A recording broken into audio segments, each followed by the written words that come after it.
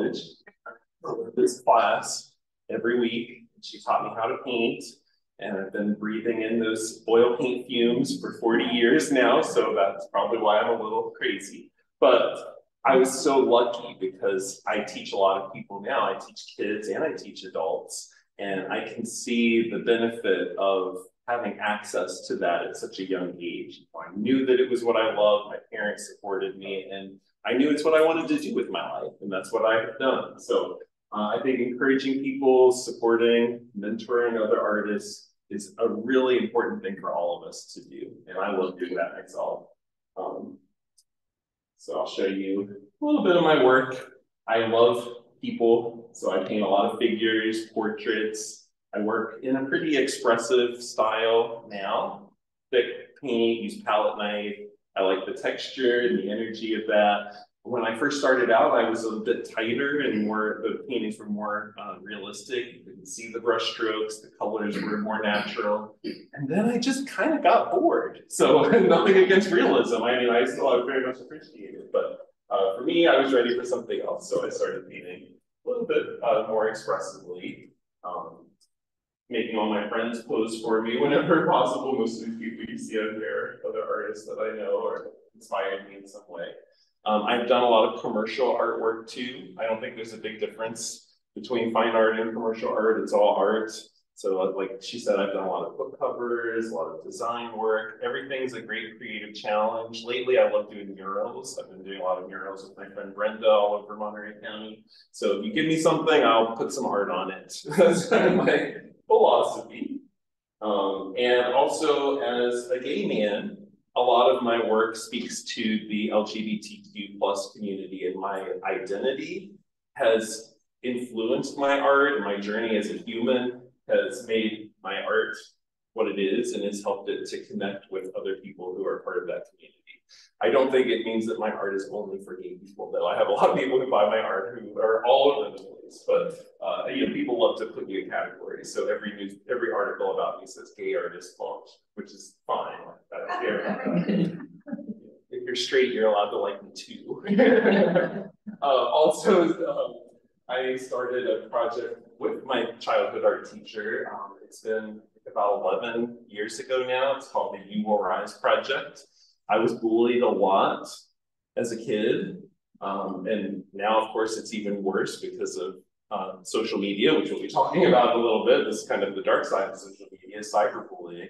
But I remembered how much art helped me get through that when I was around middle school was when it was the worst. And every day I would dread going to school. The bullying was physical, it was verbal, it was everything. Because they could pick up on the fact that I was different. I didn't know what that meant yet, but I lived in a small town in the Midwest in the 80s. So it was not ideal for this. But anyway, kids can find who's different and they sometimes like to let them know that. So I was reading a lot about young people harming themselves because of the intense bullying that they're facing now. And I reached out to Linda and I said, I think it's because of your classes that was never my solution to the problem. And how can we take that and help other people? So we started You Will Rise, and our workshops that we do are called Art Against Bullying. My friend Angela here is a part of You Will Rise project. I'm just a friend to coming to everything and helping me with whatever. So she and I have been doing all kinds of things, but we get young people together who have been affected pretty intensely by bullying, and we let them make art about it. No censorship. We give them prompts, we give them materials, but it's really driven by them. They work collaboratively, they also work independently, and then we do pop-up exhibits of their work so the community can see what they have to say. And it's very eye-opening. A lot of parents and adults come to those shows and tell us they had no idea what was going on. Because when you're being bullied, you don't want to go talk about it. And that's why art is so powerful. Because you can express things that you might not be able to put into words. So we've been doing that for a long time. It's been very healing, even for me, thinking back on my own childhood, but working with all of these young people and helping them to express themselves It's very motivating and inspiring, and we use a lot of social media with that project as well. So I'm going to be sharing social media tips for myself as an artist, but then also for organizations, businesses, charities. There's many different ways that you can use it to reach more people. With You Will Rise, we do a lot of public art also. So this was a piece we did actually in Seaside, where we created portraits of 3 people from the community using 30,000 puzzle pieces. But we did not use them in the way they were intended.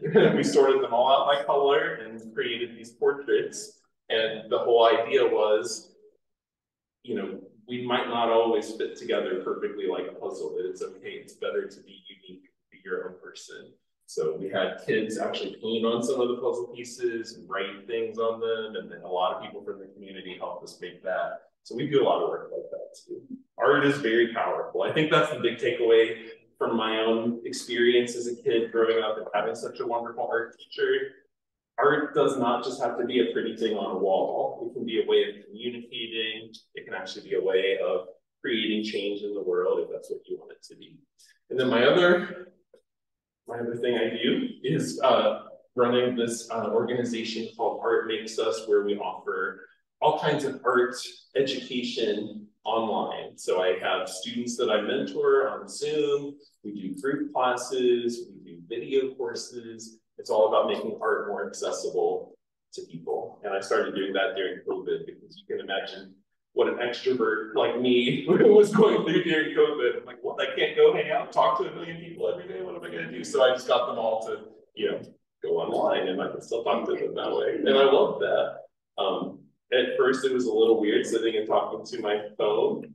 And maybe some of you, if you tried to do some social media stuff, maybe that felt kind of awkward at first. But then as soon as some parent sends me a photo of their kid watching the video and making art with me, then I realize I'm not talking to my phone, I'm talking to these students or these young people. So it's all about communication and sharing. And so that's a little bit about me. Now we'll get into what you actually came here for. And please interrupt me, ask me questions, disagree with me if I say something that you don't think is right, because social media works differently for every person. I'm going to share with you what I do, why I do it, what has worked for me. But if you take nothing else away from this, take away this. Here's the most important thing. You have to be genuine and authentic in yourself. You have to find what works for you. And it's not necessarily going to be the exact same thing as what I do. You can always tell when someone is kind of being fake, or if they're just, you know, trying to impress you or whatever. People like that genuine connection when they're having in-person interactions and also online. So I like to think of it as a cocktail. The social part of social media is the most important thing. So here's a simple list of do's and don'ts. I feel like a school teacher now. All right, kids, listen up. So you do want to share interesting insights, because obviously you all have done artwork, you're part of an art community, you have things to share. Online, social media platforms, it's just another way of sharing those things. And also showing interest in others. Because unlike me, who is standing here just talking away right now and not listening to anybody else, generally in social situations, there's a little back and forth. So you don't want to, you know, make too much about yourself. Have fun. That's really important. I can't tell you how many people I've done social media trainings with, and they just dread having to make posts. Maybe it's their job. A lot of people, it's their job to do that. And they just say, oh my gosh, I hate this. When someone feels that way, you can tell it. Yes. So I used to be on Facebook for years, but now there are just really yeah.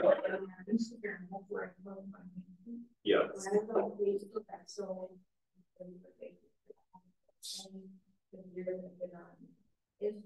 okay. Yeah, every platform is different, and sometimes it can take a while before you find the right following on a new platform. And so we'll talk about that, and we'll talk about sales too, because selling is a big motivator for why people want to be on social media. But you don't always see that return right away. It takes a lot of networking, connecting with other artists. And so we'll talk about that, but I feel you. I understand. And also social media is, I think, better at raising awareness about your work than necessarily closing the deal, making the sale. For me, social media helps people find me. And then my email newsletter is really, of all the things I do, that's what actually leads to the most sales of artwork. So if you don't have an email newsletter, you should get one. And I know that sounds, I didn't believe it when someone told me that either, because I always hate getting emails from people from companies and stuff trying to sell me things. There's a reason they send them. They work. I have a pop-up. If you could ever go to my website, richmondstudio.com. First thing you're going to get is a pop-up that says, sign up for my email newsletter. And I hate when I go to a website and I see that, but also people do it and you will make sales with that. So that's one thing. You can even put that link on your Instagram profile, sign up for my newsletter, and always tell people to do that. How often are you sending a newsletter? Once a week at least. Something more than that. Oh. Yeah, once a week. I have a lot of news. No, I also just make it fun. It's not just like, buy this, do this. It's like, here's a picture of me in my studio and a little behind the scenes story about something I'm working on. I really try and make it enjoyable and an interaction. So people are getting an insight into my work that they wouldn't have just by seeing a finished piece in the gallery or something. It's about kind of opening the door and letting people in a little farther if they want to. Yeah. Towards the end or afterwards, could you show us an example of just one of your weekly newsletters? Sure, I think so. I'll try it. Yes, I think I should be able to pull that off. Do any of you have a newsletter right now for yourself that you send out? You have one for this organization, I know. Okay, you got one? Yeah. It's never too soon to start it. Even if you feel like you're at the very beginning of your career, maybe you're not even really trying to sell your work yet. I don't know where everyone's at in their stage of their art life. But it's never too soon to start that. If you have a website, put a newsletter or something, because you want to be collecting those email addresses. Do you manage your own? Yes, I do everything. I'm very hands-on all of it, except for whatever I like ask Angela to help me with. But no, I like doing it, and that's an important thing too. Not everybody does. A lot of artists just want to be left alone, and they want to be able to go to their studio and paint, and not have to deal with any of that, and that's okay too.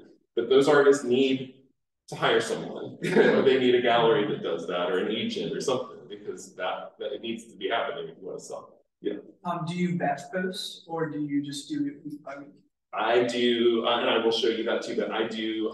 I use this program called Loomly, where you can schedule posts. So I can just sit for an hour once a week and plan all of my social media posts for however long I want, for a week or 2 weeks, and then it will just post them for me throughout the week. I'm sorry, what was the name of that? Oh, Loomly, Loomly. There's several different ones. I've tried a few different ones, and we'll talk more about that too. So, but don't talk about yourself all the time. Although, if you want to, don't whine a lot. I hate following someone and every post they make is like how terrible their life is and how much life sucks, how horrible politics are. Like a little bit of that will go a long way. People maybe want something a little different. And most importantly, don't try to pretend to be what you are. Be yourself. And I have a lot of different examples of that from artists that I follow. For example, my social media, if you follow me, and I'll give you all those links at the end, is very bubbly and colorful and crazy like I am. And I have a friend who is the opposite, amazing artist. She's very quiet. Her work is very calming. Her personality, she doesn't like to talk a lot. She just likes to do her work. But she uses social media in a very different way than I do. She hosts weekly live streams where people can just hang out with her for an hour and everybody works on what they want to work on, but it's dead silent. Nobody talks. But they just don't want to be alone in their studio, so they all go and do that with her. I can't do it because I can't shut up for an hour, but a lot of people love that. So, I think that's a great example of two opposites who are both using the same platform in very different ways, but she collects a lot of followers her way, and I collect a lot of my way. There's something out there for everybody. These are the three biggest benefits that I have found with social media. Building awareness, making connections, and then engaging. The engaging is huge. You don't just want to drop something and run. You want to stay there and talk to them and interact. I respond to every comment everybody makes on any of my work, because otherwise I just feel bad. Like if someone came up to me and said something, I wouldn't just like walk away. I would respond. So I feel like I need to do that on there too. All right, back to your question. What about sales? So sales on any platform happen after you have raised awareness, made connections, and engaged with people. And it doesn't matter how big or small your following is. And we'll talk about that too, because some people get a little obsessed with numbers. And I don't even know how many followers I have on different platforms. I don't care. What I care about is how engaged are they with what I'm sharing, and how much are we, connecting and interacting with each other. So the first thing, awareness. We'll talk about that a little bit first. Be genuine. I say that a lot, but it's probably the most important thing. If you are is there anybody in here who is not on any social media? Okay. So if you are thinking about dipping your toes in, you can join one, find the platform that feels the most interesting to you, and you don't have to post right away. What I love the most actually about social media is being able to watch other people and learn from other artists. Oh, any artist that you love, anyone who is, successful and out there working, probably has multiple social media accounts, and you can see how the studio's set up by the photos that they post in their studio. You can see what galleries they're showing at, what exhibits they're taking part in. All of that is just right there. They put it out there for you. Every day at lunch, I sit and watch artists on YouTube painting. Different artists every day, sometimes totally different than what I do. But it's just, this is something that no artist ever before in history has been able to have this much access to all of the other artists out in the world. So even if you don't want to draw a lot of attention to yourself, use those platforms so that you can see what all is happening, because there is a wealth of inspiration out there. And it just gives me so many ideas, not to copy from people, but to be inspired, just like you would if you were in a class or if you were watching a demo or something. And then the other thing along those same lines is industry insights. Because all the art blogs, art magazines, galleries, arts organizations, all of these different things, they also have their own platforms, and you can follow them and interact with them, but also observe, see what they're sharing. What is happening in the art world out there? It used to be, if you wanted to be a successful artist, you had to move and live in a big city somewhere and find the right gallery, and it all had to kind of happen in person. But now you can live anywhere and be connected with artists and arts organizations everywhere. It's incredible. That's how, I lived in Ohio until I was 36, and my career was already well underway then, and it was not a big art scene where I lived. But I was sending my work out to other places. Yeah. Question. So, given the wealth of your experience, have you created or curated, if you will, a list of organizations, blogs, websites that you think are particularly fruitful that you recommend, so we're not? Yeah, well, yes. Well, I can tell you, I found the ones that are right for me, based on my work. Yeah. It might be a different group for each artist in here, but for me, I love kind of illustrative, edgy, figurative work. So I follow a lot of organizations, like High Fructose is one of my favorites. New American Paintings is really good for any painter. They showcase all kinds of work. Juxtapose is a fun one, and you like more illustration, street art kind of oriented. I'll think of others. I'll send you all of That would be kind of fun. But then that's another thing we could do for communications is we could actually pool our website favorites. Oh, that's a great idea. And put together Yeah. the ones that are really good for older people living in Monterey County. Yeah. Find them, share them. That's a great idea. And a lot of those sites are also recruiting submissions to work, just like what you were, I forget who was saying it, but like you're building your own website and you want to have artists to showcase and spotlight, which speaks to me. I love a spotlight. I'd jump into that first. But a lot of these groups do that, and you can submit your work to organizations that live everywhere and get it featured and showcased. And actually, that kind of leads to, I'm being a little wordy here, so if you get too bored, someone just do give you the signal. But when I first started trying to have a fine art career 20 years ago, living in Ohio, I did go the traditional route. I went to galleries and showed them my work and said, "Do you want to represent me?" And they all said no. They said, we like your work, but you're painting all this gay stuff and people aren't gonna buy this. This is the main, you need to paint. I actually was told that I should change my name and use a different name for work that I wanted to be taken seriously for, and that they would showcase it if I painted subject matter that they thought would sell. Like a known to paint. Yeah, they did. And you know what? I do know artists who do that, and I'm not criticizing them for it because I get it. You want to have a career, you're going to do what works for you. But for me, that did not feel authentic. It kind of went against everything I've just been saying to you. I didn't want to go back in the closet, so I told them, forget it. And I knew if I was going to, at that time, galleries were the gatekeepers of the art world still. If you weren't in a gallery, you weren't going to sell your work. So I was like, well, shoot, this is not a great plan. What am I going to do now? So that was when social media was first started, and it's MySpace. You might remember that one. Somebody, little Tom. I jumped right in and started putting everything I could out there, and I would submit it. Blogs were really big back then, so I would constantly send my work out to these blogs, and I found people who would buy my work without it ever having to go into a gallery. And then the galleries were suddenly interested because it was selling. It's like, well, where were you a couple years ago? But that, you can always find another way, and that's social media is great for that. But I do think it's especially awesome now because the galleries are no longer the gatekeepers of art. Anybody can put their work online, be discovered, find collectors who appreciate what you're doing. It does not matter. You don't need a gallery to open that door for you. And I nothing against galleries. I work with galleries. I like galleries, but also I'm happy to sell it myself too. Can I ask a question? Yeah. I think I know the answer. But even better, I'll make it easy for me. I'm embarrassed a little bit to ask it, but I'm an aged woman. When I started Instagram, I had to open it. But then I was getting all these requests, these follows that appear to be questionable,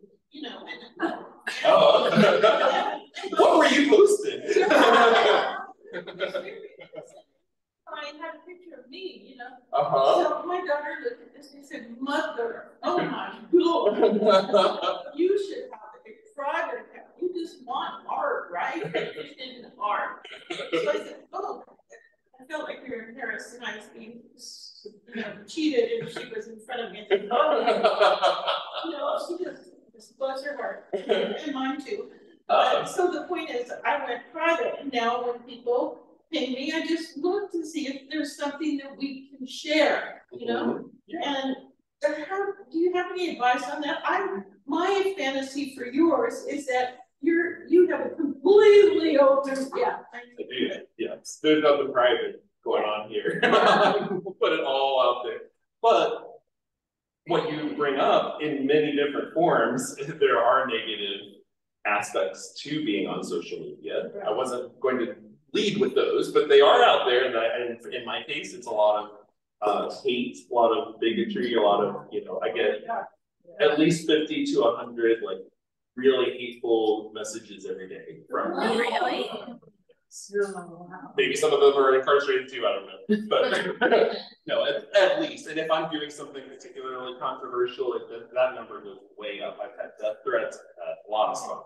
Okay. Wow. So, I'm not gonna get back to being inspiring here very shortly, but you have to go into it knowing that there are people out there who are using it for different reasons than what you might be intended.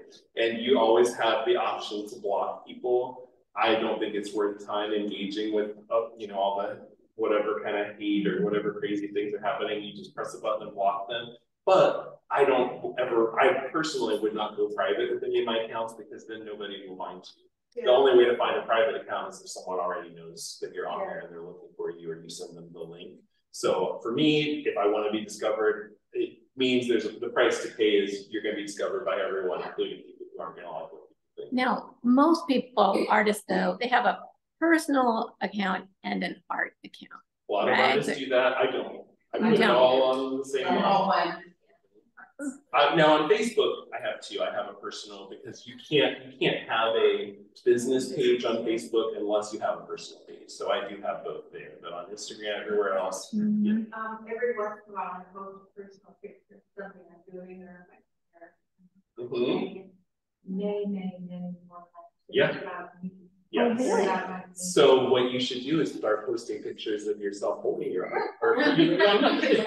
People go on social media for the social aspect. So if they're only seeing a finished product, they don't always connect with that as much. So I show a lot of process things, time lapses of myself painting, like I was just showing there, photos of me with the painting. I mean, I love attention, so I'm happy to do that anyway. But you know, when you find something that works, even if it's the total opposite of what you were actually trying to market, use that knowledge. That's research. What would you say percentage of actually doing art when taking their business in social media management and advertising, all of that? What the percentage of whole? Oh, like my time? Yeah. How much time do I spend? It varies depending on what's going on, but I will tell you that the thing that makes it work well for me is to keep the two things separated. So I have a studio in Seaside where I go and paint, and when I'm painting, I am not thinking about social media at all. I'm not even thinking about like,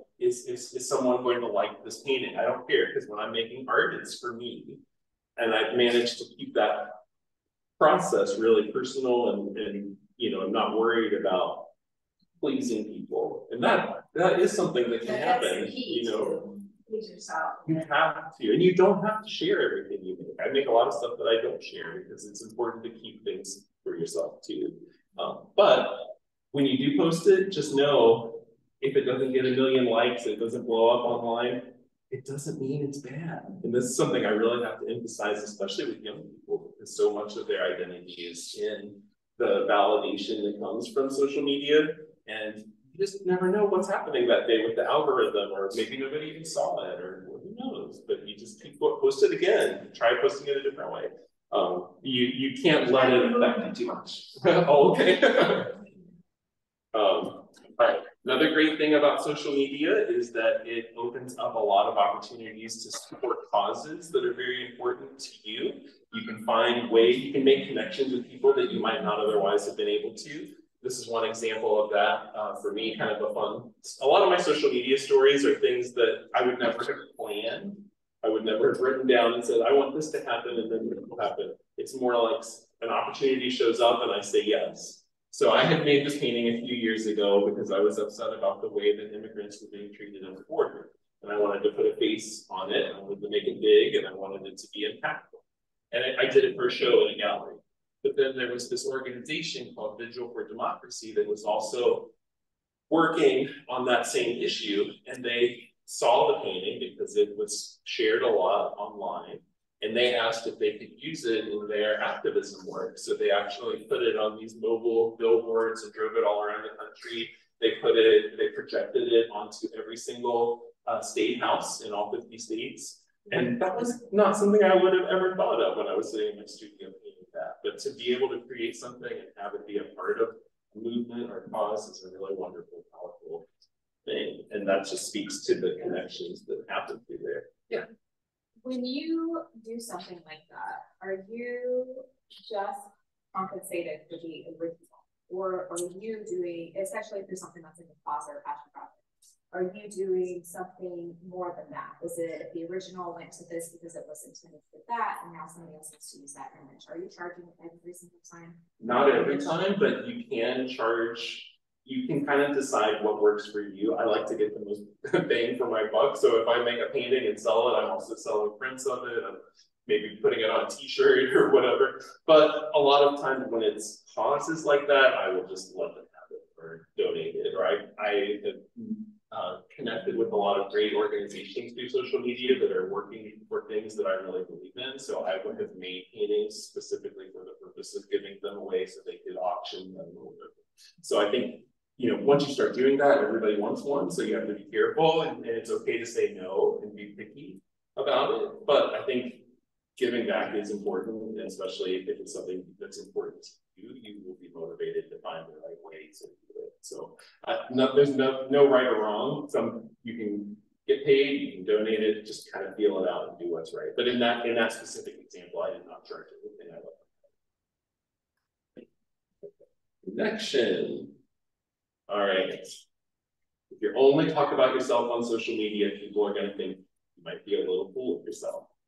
And maybe you are, maybe I am. That's okay too. Confidence is not a bad thing. But I do like to use my social media to call out other artists that I'm friends with. They're having a show, or Art Kenton did an illustration of me for a book, so I shared that for his book, and other friends said, "He looks just like me." Right? Other artists having a show, so it's important to do that because one, it's just nice, and it's what you would do in a regular social situation. So just do it online too. But then also the selfish side of you that can kick in and think, they'll probably do that for me too. Then when I have something, people, you know, will reciprocate that. And then we just talked about charity, which support causes, you can make donations. Like this was a painting I made for an organization in New York called Outright Action International that does a lot of LGBTQ advocacy work around the world. So I made them a big painting and they auctioned it. I'm ready for my favorite story. This is like the best. It's all downhill after this. We'll prepare ourselves. Yes, maybe I hope I didn't build it up too much. You would even think okay. Okay. So when I was a kid, I already told you, small town Midwest. My hero in life was Dolly Parton because she was over the top, she was colorful, she was sparkly, she was on TV, and I was like looking around at the gray, flat world I lived in, and I saw the colorful, sparkly world of Dolly, and I was like, that seems better, I want that. And about 20, maybe 17 or 18 years ago, I made this painting right here for a show at a gallery in LA. It's called the Dolly Pop Guild, inspired by the Wizard of Oz, only it's me wearing my mom's heels, which I used quite frequently when I was young, when I was working on my Dolly Parton impressions around the house. And instead of going to Oz, we're at Dollywood. So that's my kind of childhood memory and fantasy. All right, so I had that show. The painting was really popular online. I guess a lot of other guys had that experience as children too, believe it or not. Lots of dollies out there. And it gained so much attention online that somehow it reached her manager. And I didn't even know it. I did not even know it. I had sold a ton of prints of the painting because a lot of people related to it. And then this manager person messaged me on Instagram and said, just thought you'd like to know Dolly has that print hanging over her makeup stand in her, in her office. And she was looking at it every day as she's getting ready and imagining, she's putting on all this makeup for all the, gay boys out there who want to be just like her. And that would be a perfect end to the story because it was beautiful, but that's not the end of the story. So her manager was following me on Instagram, and I would continue obviously posting a lot of artwork over the years. And a couple years ago, he reached out to me again, and I didn't even remember that was his name. I didn't know who he was when he contacted me. But he said, I would like to commission a painting, and it's for my boss's living room. And I was like, okay, I'll call you. Who's your boss? Dolly. And so I was like, okay, yes, I think I can do that. So we worked together, and the colors, she loves butterflies. So this is the painting I made for Dolly, the commission. And I got to actually drive it to her house. That's me sitting on Dolly's couch. So it's pretty awesome, like childhood dream come true moment for me that would never have happened without social media. And you have that really happy look. Yes. Yeah, I'm here. This is close. And I'm trying to be kind of like cool about it, but yeah, I didn't want to seem like a crazy stalker person, but also, so exciting. Young Paul would have lost his mind over that. But I have a lot of stories like that. I'm not going to tell you all of them. We'll be here all day. But a lot of things that have happened that have been wonderful in my career have been pretty random like that. I can't take all the credit, but I do take credit for putting my work out there, and that's what has made things happen. If you don't share your work, nothing will happen. If you do share your work, who knows? Who knows who's out there seeing it? Yeah, there might be some haters, but I'll take, give me all the haters in the world if I get to go to Dolly's house. Like, it's fun. This is another cool commission for a younger artist, Troy Sivan. He commissioned me to do that to promote one of his songs. So so everything I paint, I always set up a camera and film a time lapse of myself doing it. The first time you do it, it feels a little weird, but then you forget that the camera's even there. Like, you know, that one right there is filming me right now. Perfect example. I didn't even think about it until just this minute. But you set it up in your studio, start recording. If you have an iPhone anyway, there's a setting that says time lapse, and you just press record. Time lapses are great because they don't take up as much space on your phone. It's just taking a photo every so often instead of taking one continuous video. But then it strings them together and you animate yourself basically. But people love seeing how a piece of art is made. Whatever medium you work in, whatever your style is, think about how can you use these platforms as a way to let people see how you work. It's pretty incredible. So can I ask you, do you use acrylics or oils? I love oils the best. I've used acrylic, and sometimes I'll do a base in acrylic, but most of the time the finish is in oil. It's what I love. You said something earlier that I thought was really important. Okay. You talked about the distinction between, there not being a distinction between illustration and fine art. When did you have that revelation? Well, so I did go to art school, and I'm not saying that to brag because I don't think art school is a requirement for being an artist. I think anyone can be an artist at any point, and I always say that to all my students because there's an imposter syndrome is a big thing in the art world. Maybe some of you have experienced that where you just feel like, oh, I'm not good enough, and a lot of people think if they didn't go to art school, they can be an artist. So that's not true. Yeah. Look a little. You want to buy it? No, I'm kidding. Just kidding. You know. But no, so when I was in college, I studied illustration. My degree is in illustration. And it's laughable now thinking about it, but it was almost like there were these two groups, the fine artists and then the commercial artists. They, you know, each group thought the other group was just horrifying. You know?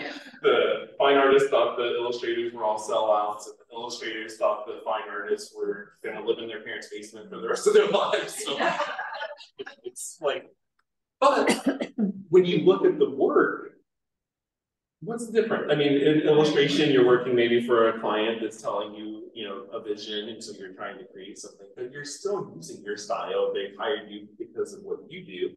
And when I do illustration work and when I do fine art work, in my mind, there's no difference. And also, as you've seen, a lot of my work tells a story. I love storytelling. I love narrative. So that makes my paintings even more similar, I think, to what people might consider illustration. But historically, I think that wall came down with the rise in popularity of street art and graffiti and like artists like Shepard Fairey and people like that. When their work started to be taken seriously and sold in galleries, people thought, oh, well, maybe this is okay. And then we saw a big shift, a lot of illustrators moving into fine art realm. Yeah.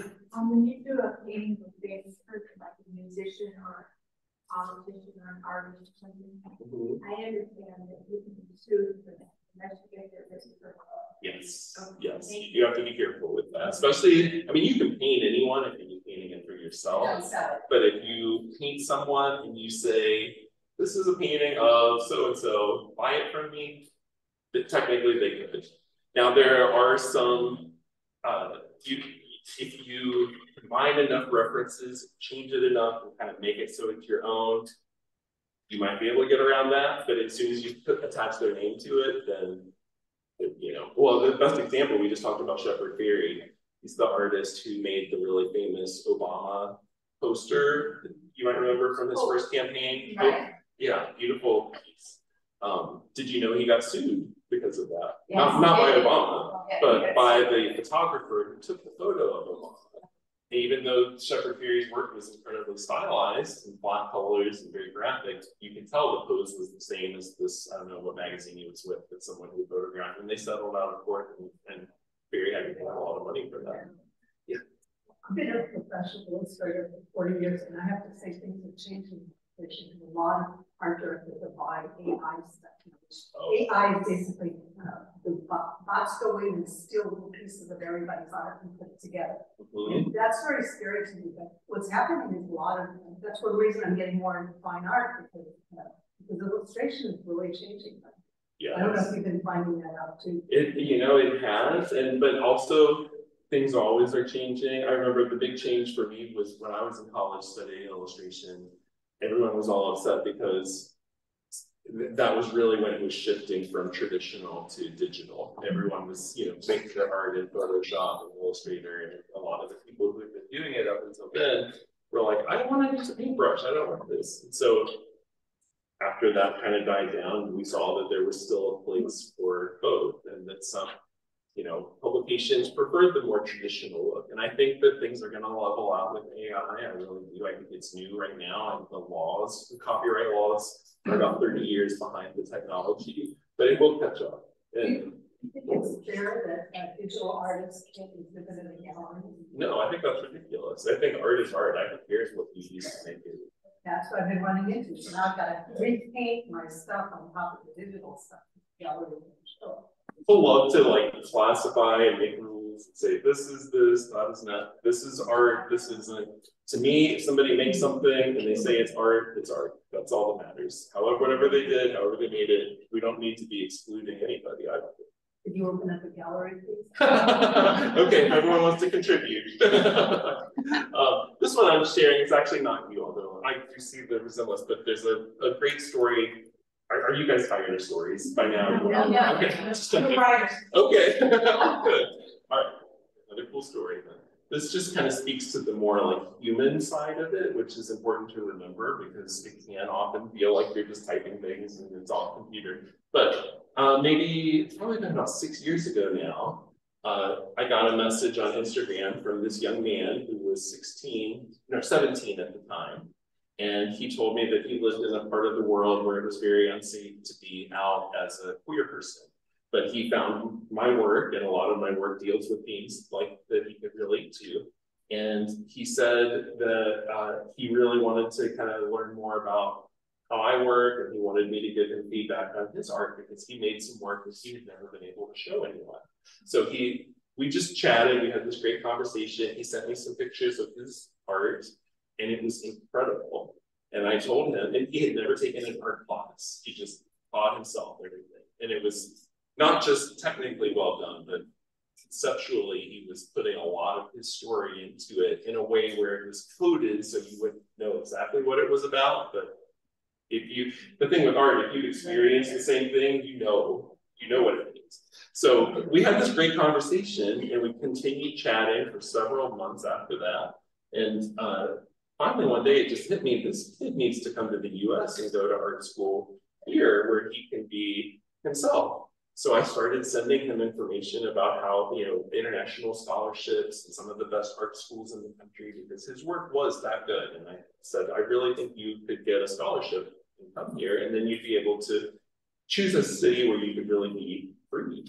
And then I didn't hear back from him for a while, and then he wrote to me and said, hey, I took your advice, and I got a full scholarship to the Art Institute of Chicago. Wow.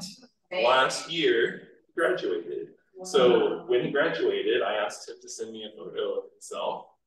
And I made this painting of him. You can't see the whole painting, I guess it's cropped a little bit here, but in the painting, in the back, I was doing a show that was kind of all inspired by amusement parks, abandoned amusement parks, and weird stuff like that. And so I had a merry-go-round in the background, and the symbolism of that is, for me, the horses in a merry-go-round just keep going around in the same circle, but he chose to get off the course and go a different way, and I thought that was so brave of him. So that's what that painting was about. And I just think, and we still chat with each other now. He's doing amazing work, showing his paintings in galleries, and that's the kind of connection you make with people when you really put yourself out there. And for me, that's what's so powerful about it. So you don't want to just post and run. You want to stay on there, connect, find people who can benefit from what you have to offer. With our Art Makes Us business, it's entirely online. Like I was saying, it's all art education. So we do video courses, we do a lot of live stream kinds of things.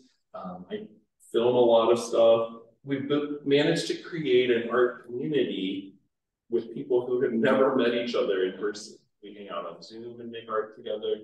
But it takes work to do that. It takes energy and time to build that and to teach people how to use those resources. But when you do it, it becomes so much more connected. So it's really worth it. All right, this one is kind of silly, but it's a part of me. I'm going to show you.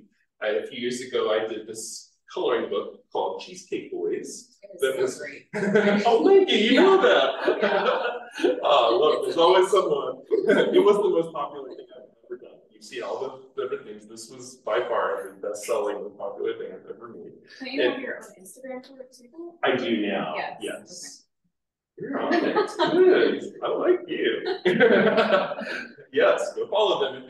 So it's inspired by classic pinup girl art, which I love from the 40s and 50s. I love how it was like innocent, but also like a little bit not. And I had never seen men portrayed that way.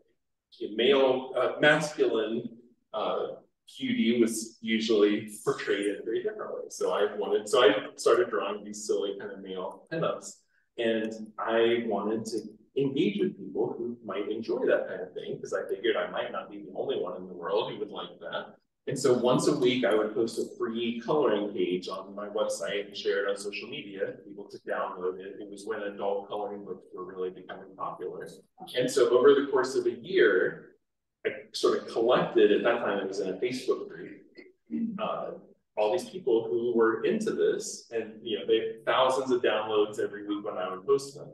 And people would then post their photos and how they colored it, which gave me more content to share, and it just kept growing, and then a publishing company invited me to make a coloring book of them. So that, like I said, it totally just started as this fun, silly thing. I thought, well, maybe it'll bring some more eyes onto my website. I'll do this just to make myself laugh mostly.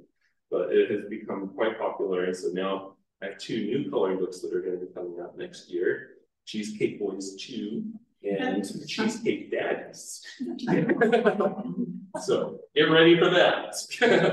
Angela, you want to tell them about this one? Angela did more work on this project than I did.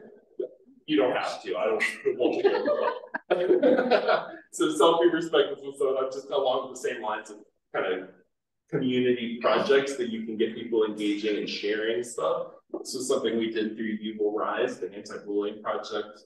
We asked people to fill out, especially young people, but anyone, to print out this sign that said, "Respect me because," and then they filled in the blank.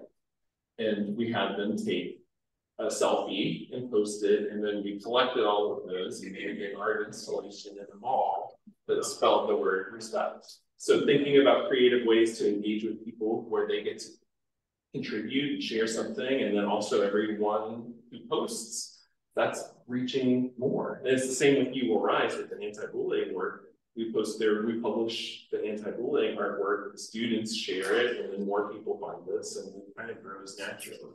What platform is this on? We did this on mostly Instagram at that time, but I mean, people could post it anywhere they wanted. So we saw some things on Twitter and some things on Facebook, but the majority. You're going to go over all that in different platforms? Sure, yes, we can do that. Absolutely. Just to say, I have a FASO account, Fine Arts America. Oh, yes, that's good. Yeah, and it's really great for anybody that wants to do that. It's inexpensive, it's easy to set up your website and do your newsletters and stuff. So I have a personal email list that I've gathered from open studios and stuff like that. So that's the only thing I have, and then I have Facebook.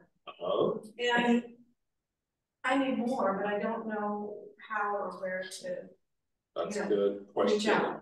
People often think that they have to be on everything, and only if you're a crazy person like me do you need to do that. It's actually better to pick a few that you really like being on and that you enjoy looking at other people's work on there and it just works for you, because those are the places where you're going to be motivated to engage and do and post stuff. So the problem, I mean, my Facebook is my friends and family, and I know, I mean, it's not really reaching anybody else. Join art groups. yes, Join art Facebook, it's the Facebook group. Join other art groups. I found about 20 art groups. Galleries, I believe. Okay, yeah, I just don't find it in all those. Posting, yeah. You can also have a personal.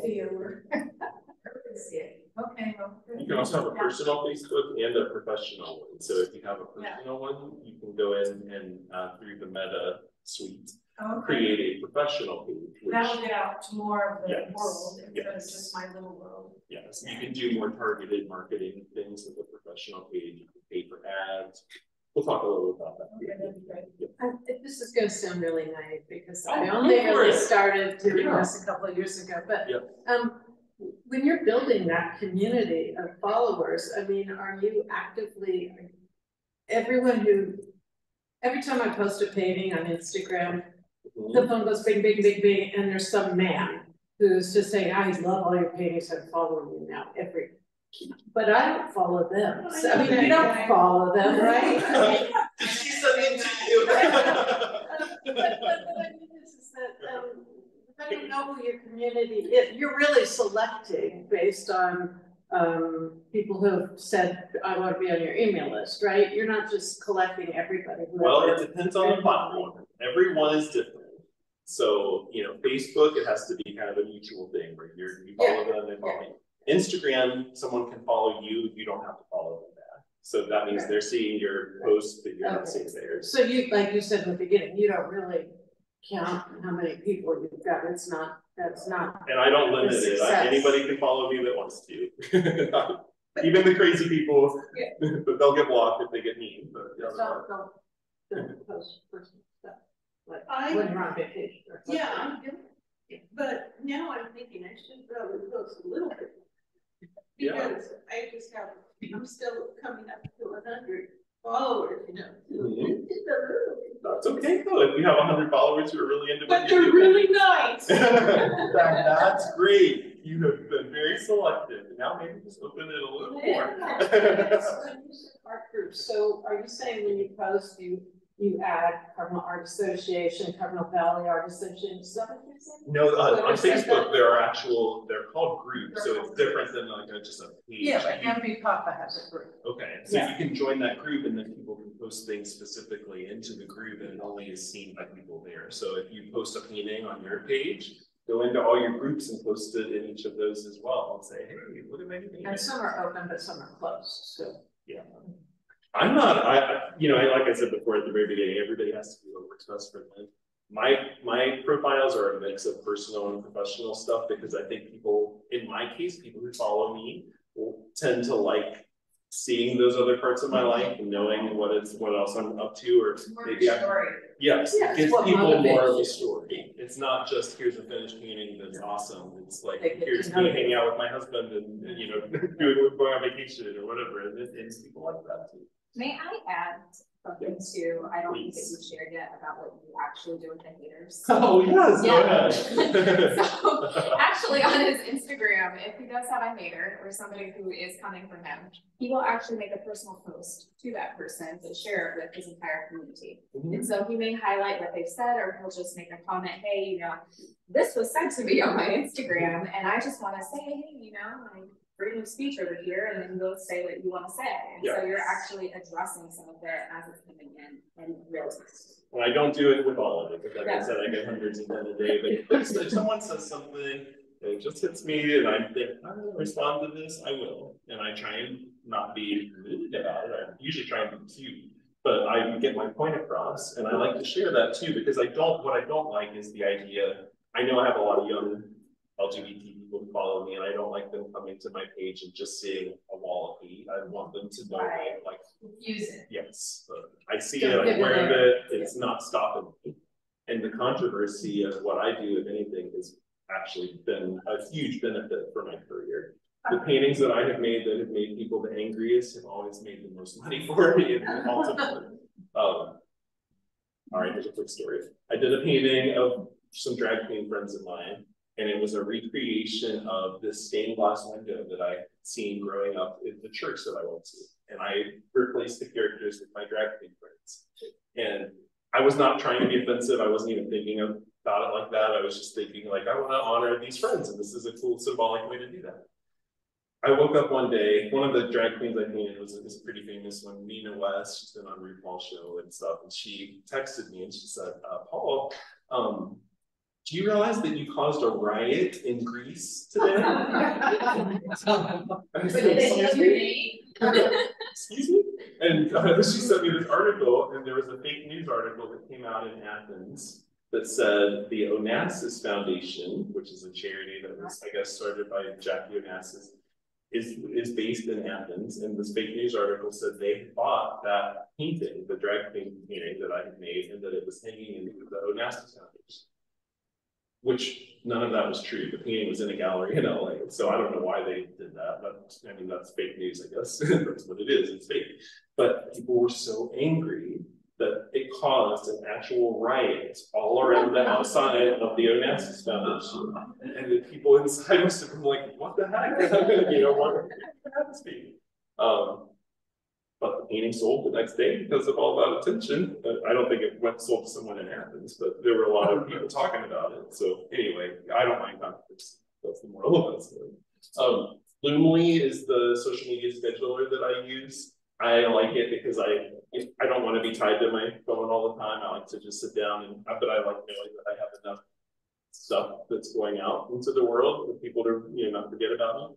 And then if you're out doing something cool one day and you decide you want to take a different, post something else, you can just pause that one and save it for another day and post your more current picture. But it just kind of makes me feel better, and especially with different organizations that I'm involved with, to be able to kind of just get everything scheduled out. Angela's actually helped do it with a lot of the new runs stuff. All right, we're nearing the end here. Timing is everything, though. So if you're posting a lot at a certain time of day and nobody's seeing it, post a different time. See what works best for your audience, and it might be different depending on the type of content. There might be a certain time of day when people love seeing your selfies, and a different time of day when they want to see your artwork. So you kind of get to know your followers. I'll do this real quickly, but Reels video is huge on every platform now. Instagram used to just be pictures when it first started. Now, if you want to be seen on Instagram, you have to share videos too. So do a time lapse, set up a camera, film whatever, or it could be an actual video, not a time lapse, where maybe you're just showing a little part of it. But the best length for Reels on Instagram, well, the maximum is 1 minute 30 seconds. So you have to get your point across fast. None of us have long attention spans anymore, so I had to learn how to speed it up. But so just kind of showing you quickly how you go about doing that. But you can go on YouTube or online and just search how do I make a reel on Instagram. And you can basically import a whole bunch of different videos. So if you have filmed yourself at different times on making a piece, and you can combine them all in Instagram, and then it will create a video with it. You can actually add music, which is a good idea. If you do it through Instagram, choose something that's popular, that's current, because that then will reach even more people through that artist whose song it is. And then captions and hashtags are really important. If you're new to social media, hashtag is the little pound symbol, and whatever word you put after that, it's basically functions as like a table of an index on whatever platform you're on. People can click on it and see all the posts. If you, let's say, hashtag mural, you'll see all the different posts people have created about murals. So here's an example of a reel. Vertical is the format for reels. This was a mural that my friend Brian Beach and I did in the art park in Sand City, but this was filmed over the course of like a week and a half. So we just took little clips from each part of the process to share it. How do you not get cramps in the hands? I don't know. I don't do the spray paint thing. That's all him. I like a brush. I like to feel. I want to feel it. He's amazing with it though. But yeah, I don't know. That's me right there. He's super slow. I'd never painted on the ground before either, but it was fun.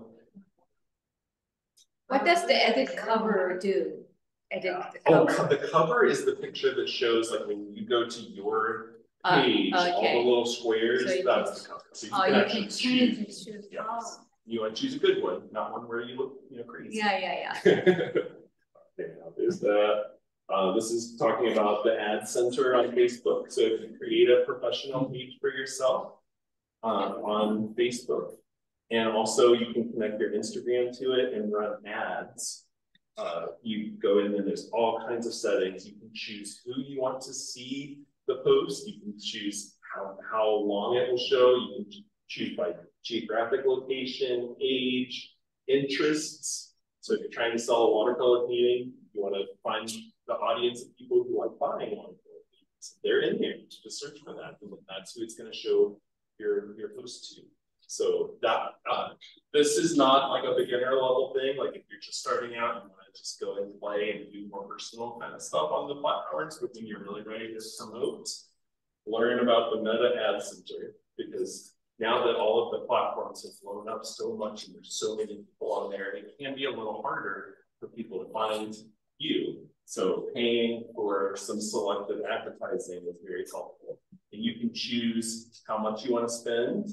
You tell them how many days you want the ad to run, how much you want to spend on it, and it will divide it up over that amount of days, show it to however many people it needs to show it to in order for you to get your money's worth that you spent on it. It could be $20, you could put $500, and it just depends what you're promoting and how many people you want to reach with it. What type of post would you pay to promote? So you can actually create a special ad, and actually, without even knowing it, a lot of what we see on Facebook is paid advertising, not necessarily just a post that someone has made. So, but they make it so it looks like a post. So you're scrolling and you just see this awesome, interesting thing, but it's not from someone who you're following. You're seeing that because that person paid Facebook for them to show it to you. So you kind of just want to post whatever you would normally post, but make it so that it's targeting the audience that would be appropriate for that. And we do it a lot for events with URIs, Art Makes Us, but I've also done it with my art. Yeah. Wondering how you actually sell. Do you have a shop on another platform? Yes, I use Shopify website platform. There's a lot of different ones. That's just the one that I ended up liking. Definitely create a website for yourself and you want to sell your work. You want to have the buying process happen right there. You don't want them to have to go to 5 other pages to make the sale. You want to have a button that says buy me right there on that page so they can do it. Yeah. What website do you use? It's called Shopify. That's your website? That's the company that I use that hosts the site, but my website is just richmondstudio.com. You can buy any name that you want, but Shopify is the platform that's like the back end that handles the sales, everything, and it's wonderful. So if you're looking for a site like that, I do recommend that one. There are others though, but definitely if you want to sell, you have to let people know to buy.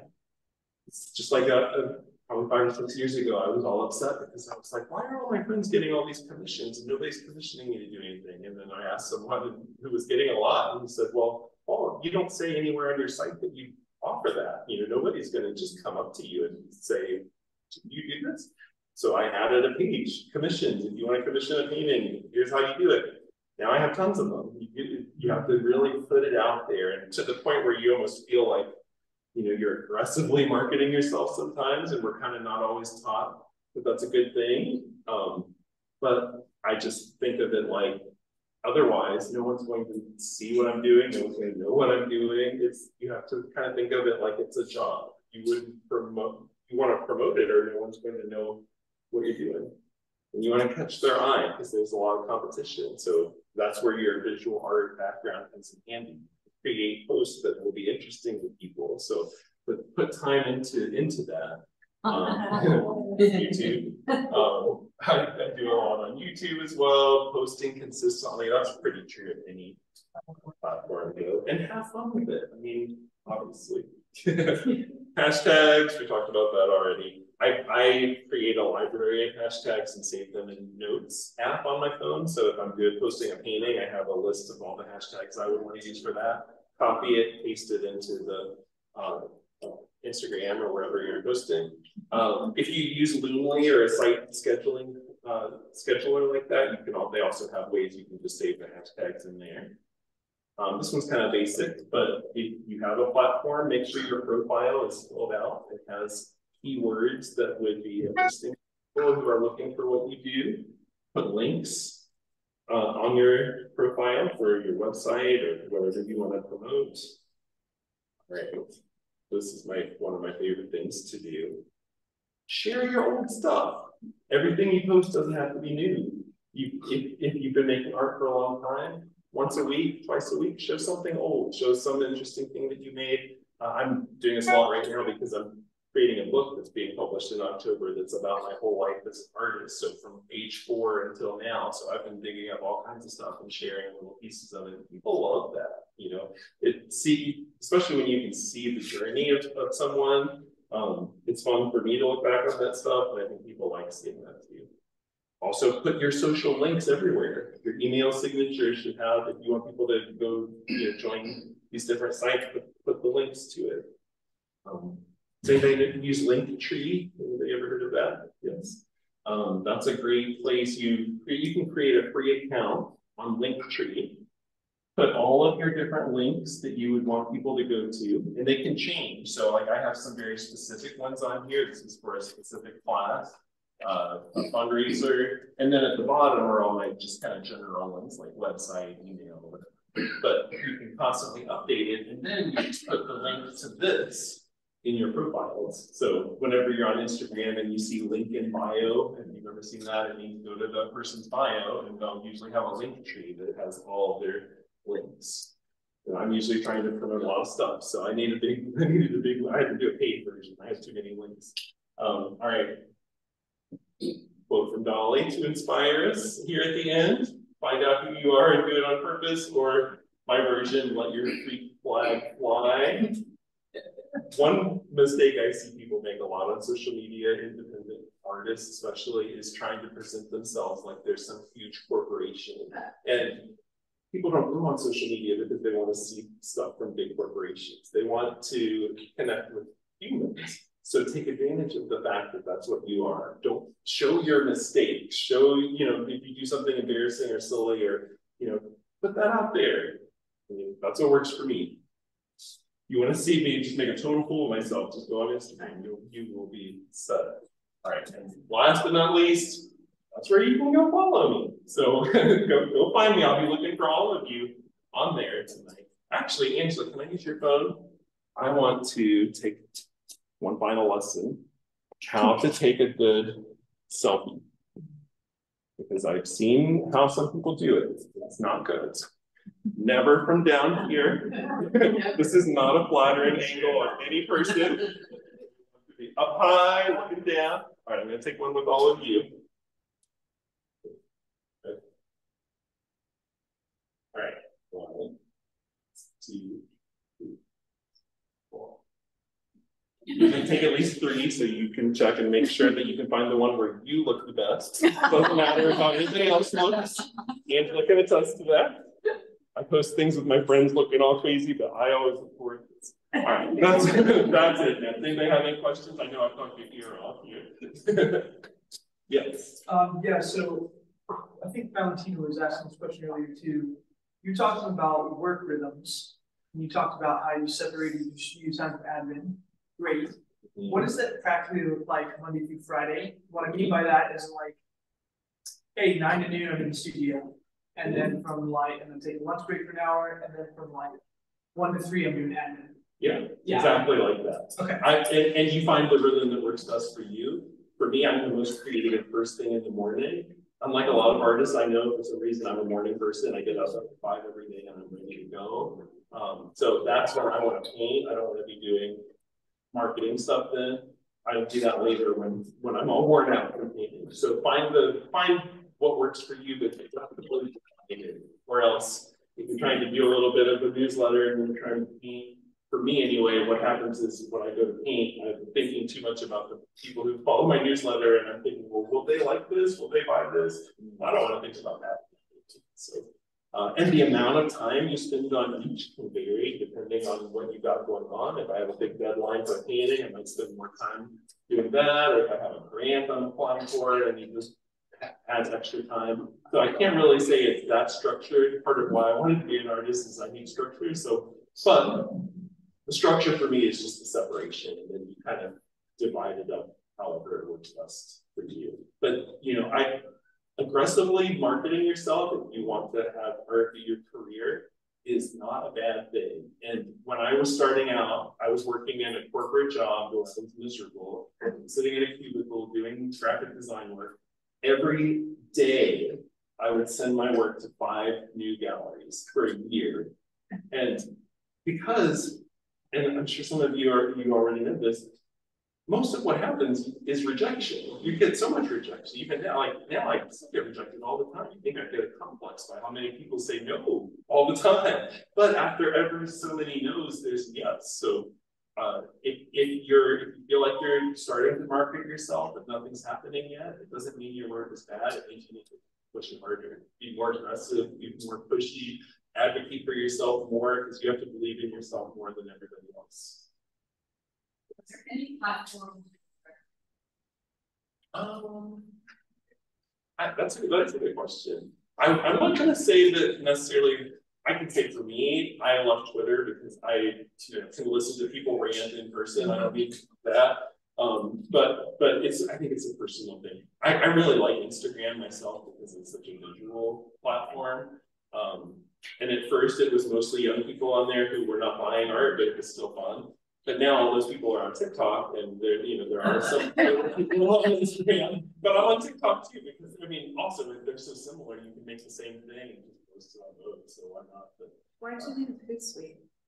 Oh yeah, Hootsuite was the one I used before Loomly. That's another scheduler, another social media scheduler. They raised their prices really crazy high, and also it was really clunky and not working. And so Loomly ended up just being a lot smoother.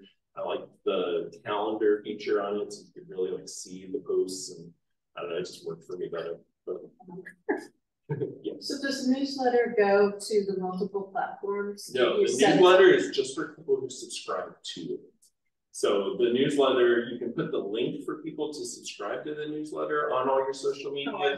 And I'm always saying, hey, go sign up for my newsletter. Or if I know I'm going to have a newsletter in a few days, I might say, go sign up for my newsletter because I'm going to have a special thing, But the newsletter is only for people who have signed up for that. Okay.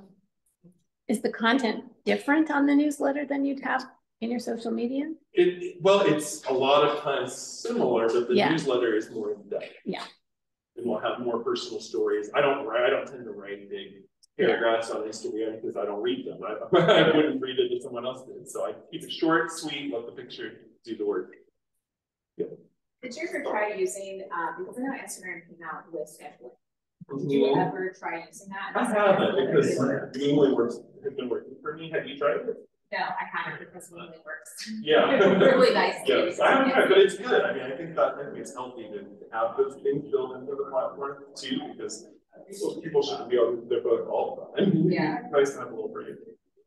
Yeah. So do you photograph your own work? Is there some place you like to go to? I use a photographer, a local photographer, Stevie DeMarco at DeMarco Fine Art Photography. And I love Stevie because Stevie comes to my house, picks up my paintings, takes them to her studio, photographs them, brings them back to me, and then she keeps them all on file. And every week I send her a list of all my print orders. She prints them, brings them to my house, I sign them, she packages them. What? Wow. So I don't have to, because when I started, I was doing all the packaging and everything myself, and I hated doing that and standing in line at the post office. So she is a little more expensive than some of the other places locally, but because of the extra work she does, it's way worth it. But another one I've heard that's really good is named Rick. He's very good. He does my paintings. I've seen his are great. And Wilson also. Oh, really? Will he come to my house? Stevie Stewart. All right, I think it's probably time. So thank you all. I appreciate it. Thank you. So let's give another round of applause.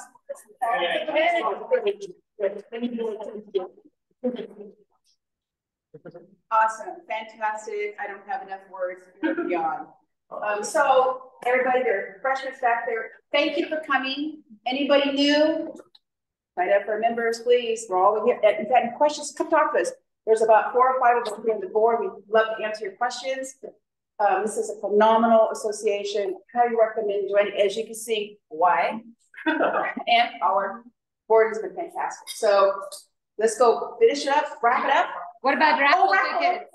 Raffle. Jan. My name is. I hope she's gonna call my number though. Fingers crossed. This is for Jermaine's story. Yeah. Yeah.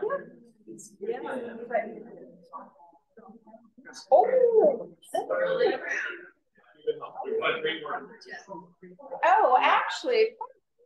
Okay. You get to win the winning number. Oh, okay. So one person's gonna love me and everyone else is gonna hate me. No way. All right.